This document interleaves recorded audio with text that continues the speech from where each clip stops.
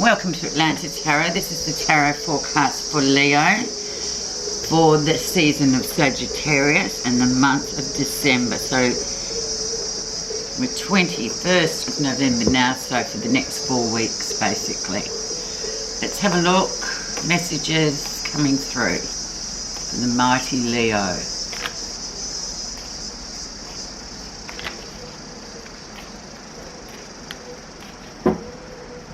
And the energy around your reading for this last month of the year.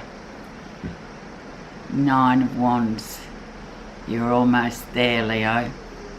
It's been a struggle, an enormous physical, spiritual, mental struggle for you. However, you've nearly finished the marathon.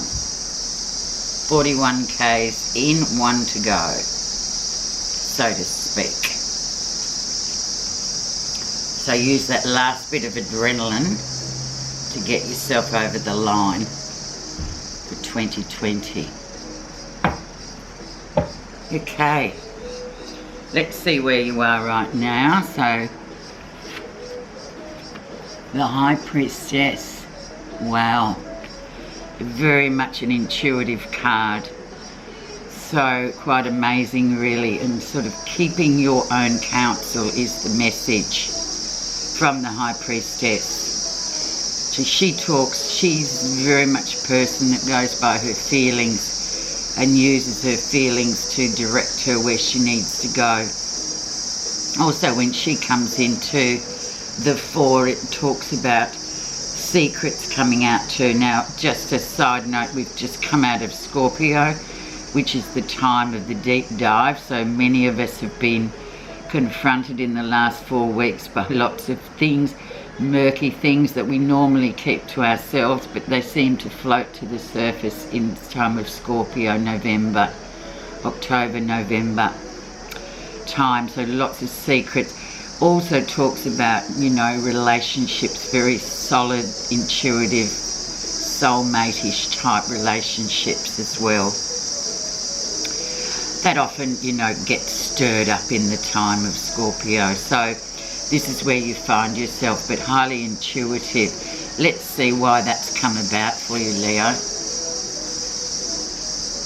10 of Coins. So very settled. Everything in your day-to-day, mundane, material world life is going well, despite what you may think, because, yeah, Scorpio can really be unsettling emotionally, but this is sort of reminding you too, for this month of December, this last 4 weeks of our year, our lunar year, it's reminding you very much to stay grounded and have a look at your achievements in terms of across the board, rather than just, you know, clinging on to your emotional stuff that's still wafting around at the moment. So staying grounded. Very good. And looking at what you have achieved. Let's see the background. So the background will cover the last couple of months, mainly like Libra, Scorpio time. So what really happened there for you is, in the last 8 weeks, 3 of Coins. So working really well together in your job. Other people wouldn't know any different, Leo, but yeah, you do work very well. You're very good in a team, building great stuff on great foundation. So in fact, you have been working really well in terms of the day job, and that reflects. But there's a very overriding meaning of this 3 of Coins too. It talks about, it's got a very strong spiritual meaning as well, teacher, student type of energy as well, but it's sort of saying you're doing well with that, even though, but on the spiritual level of what you're actually learning, how you're coping with stuff. This sort of is a great card for you to have. It's very much a Capricorn work, hard work influence, but that also talks about your other life as well, your emotional life, your intellectual life. So things working well, you've worked well through this last couple of months, despite how you felt a bit intuitively, yeah, feelings have been a bit kept under wraps, really. Let's have a look at recent influences, Leo. And in comes the wish card. Yeah, we're always wishing and hoping emotionally for things to get better, which they do, but it depends on how we look at it. Very much a great card for wishes and just enjoying that. 9 always represents a completion, and you have 2 9s so far in this reading, so you're getting there. You know, just turn on the emotions and so, yeah, look, you know, good, I've had a good year. It's been okay, but I've learned a lot. So very much a wish coming through and coming true for you, if you look at it from that perspective. So I know a lot of Leos, dear Leos, they expect an awful lot of themselves, and there is a strong element in the motto for them is control. So it's all about thinking about that too, Leo. Let's see the lesson you'll be learning in December, Sagittarius time. Wow, Queen of Swords. So your absolute polar opposite, the Queen of Swords. She is the widow. She is the card of being very she uses those swords to really tell people how it is. She can also be quite a disappointed woman, because Leos have high standards. So she can be highly intellectual and very good at what she does in terms of her logic and control, but then come across as a bit of a bitter, perhaps. And we all have that in us, and we all have that need for defence too, Leo. Sometimes out come the swords, the knives, and there she is, well armed. But just remember too, that's only one side of yourself. So yeah, try and sort of keep those feelings. Yeah, it's good to stand up for yourself as well, but you don't need to be so defensive, because you have done a good job. And also logic. So you have intuition with the High Priestess versus the logic. So try and marry those two up a bit, Leo. Keep them balanced. Okay, let's move into the first week of December and see what's coming through for you.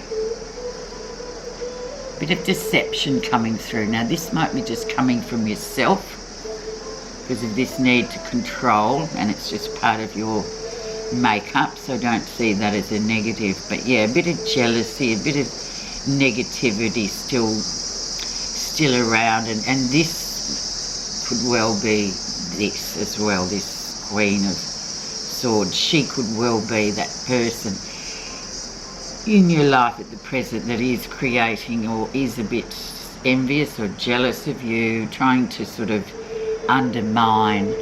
You need to just use feelings to sort of sweep that away. And even if it's you feeling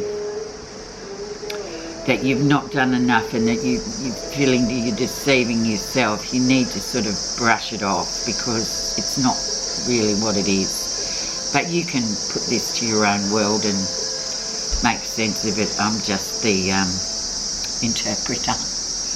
Okay, let's see what's happening that you're not realising. Once again, Queen of Coins. Very female. For the guys, a lot of female energy. For the girls, a lot of sort of grounded energy. Very grounded. And you are very grounded, but you're just not seeing it. Perhaps, and I know for a lot of you, there have been a lot of battles going on in terms of workplace and power struggles, especially Leo. Stay grounded. So this card in this position is always the key for me. So it's about being her, just being grounded. You know, feet firmly on the ground despite what's going on around you. And people love being around you anyway, so you know, you've got to kind of put it all into perspective and try and look from outside in rather than from inside to out. Let's see how others see you. Oh my God, Eight of Wands, you know, kicking goals, no obstacles, moving forward, clean slate, just, you know, really having cleared the decks. Just an amazing force to be reckoned with. Eight of Wands is beautiful, and that is actually the card for we're in at the moment from the 19th to 24th of November. So this is how others see you. So just spend a minute, Leo, and just, you know, have a look. This is one of the most powerful, beautiful cards of the deck, and that's how others see you. Moving, travelling, but you know, these days travel means different things to us, and I'm thinking in terms of the situation we find ourselves in. This is you moving forward despite any obstacles or sanctions or whatever. This is how others see you. No obstacles. They don't see all the other stuff. They're not meant to. Let's see what you're feeling positive about. Two of Wands. Decisions to make, moving forward, bright new future. You've got a few options for next year already coming through. And it's about focusing on that too, Leo. It's one of your cards, Wands. So it's about that moving forward, move on from what has been. You've got, you know, you've got the sun and the moon here. These are your this is your options.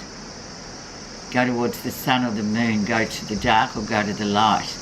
Go to the light, but whatever it is, next year you're going to have a lot more options because of all the work you've done this year. Despite how a harsh critic you are of yourself, you're feeling positive about it.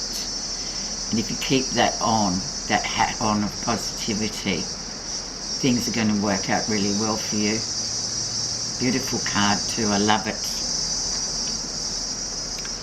So it all hasn't been for nothing.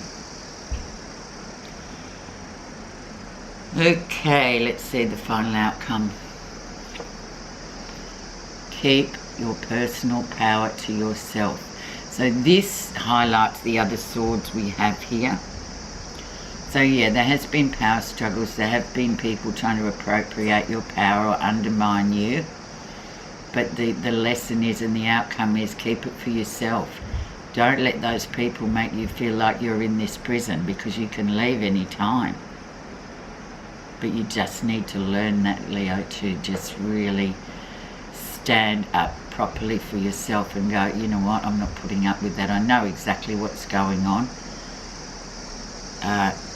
I'll keep my power for myself. Thank you very much. Just remember that. Because whatever this struggle has been, it's nearly at the end. Right, one clarifier on the Seven of Swords, one on this Queen of Swords, and one on keeping your own power, just to see what's under the surface.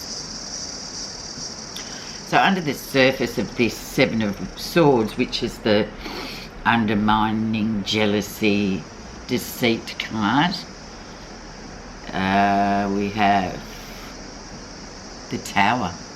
So whatever it is that's going on is going to come tumbling down with the Tower.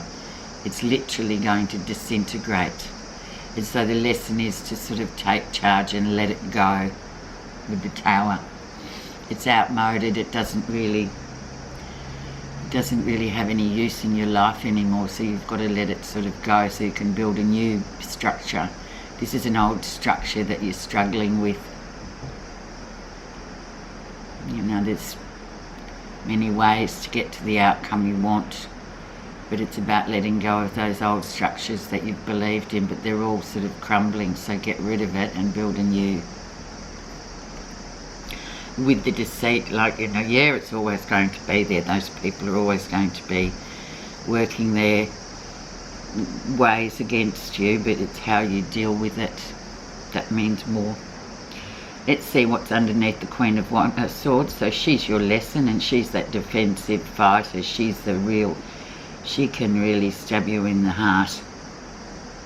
So what's underneath all that? Standing up for yourself. Holding your ground. Very strong Leo card as well. Just really... And there is the insignia of Leo. Stand up for yourself. You don't need to be defensive. You just say, hey, listen, the control is here, especially in this issue. You know. Okay, underneath the final outcome, which is keeping your power to yourself, we'll see what happens once you do that. What's under the surface, so what will come after keeping your power to yourself, or alternatively giving it away. You have new paths coming, decisions to make, moving forward in terms of, this is very much to me like a work issue, or it could be whatever issue, but then you have choices after that, and balancing, doing things your way, keeping things going. You know, coins is grounded, it's getting back down to the earthy things, not all these swords, you know, all this talk and chatter and gossip, and this is actually grounding yourself and moving forward with what you want to accomplish in the new year. Let's have a quick look at your message from the Buddha cards. Oh God, I'm running over, sorry. Generosity. A true spiritual life is not possible without a generous heart. When you act in the true spirit of generosity with no expectations, your heart expands outwardly as a consequence. With that, have a great month. Stand up for yourself is the key phrase this month. Just stand up for yourself. Take your power back. Thanks so much, Leo. Have a good month.